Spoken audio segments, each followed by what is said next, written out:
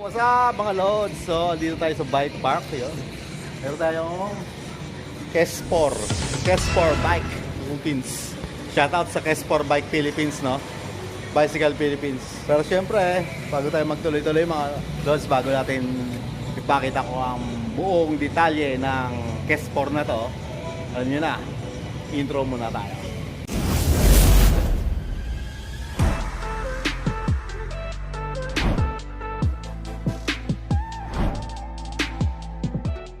Alright mga lods, balik tayo dito sa sa Kespor Stork Feather. Yan. So ang stem niya machine 11.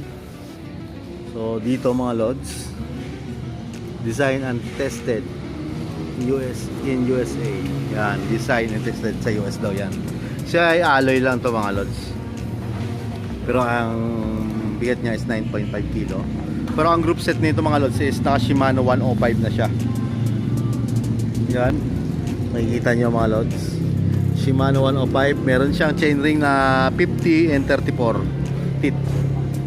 Tapos naka KMC chain, 10 speed. Yun o, 10 speed pala yung Shimano 105 na to. 2x10 yan mga lods, no? Ganda ng Shimano 105. So sa gulong niya mga lods, 700 by 25C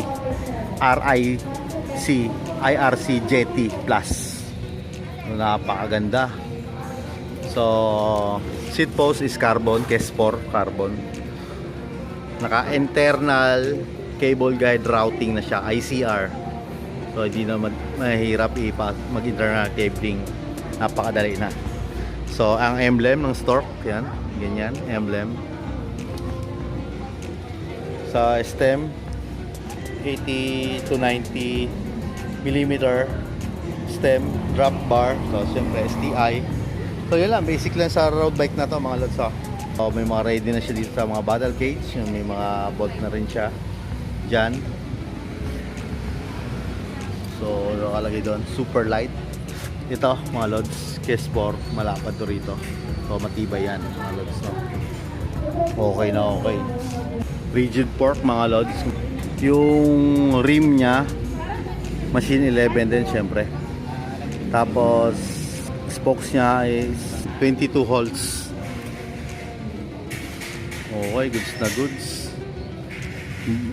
Inner tube Presta. Naka Presta siya. Inner tube Presta IRC GT Plus 700 by 25C. So ito ang maganda rito, oh. Naka-fix na yung mga niyan. Seat clamp nya is fixed na. So, ayon kay Master, 27.2 ang size nito ng carbon, no? Carbon, naka-carbon na siya.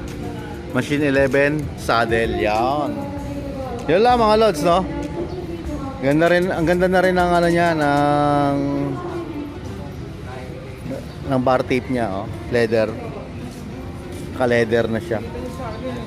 Bar tape. So mga lods, sana nagustuhan nyo ang bike check natin dito sa bike park. Yun, yung bike na yan, Kespor. Gusto nyo malaman ang presyo, ang price, mag-message lang kayo.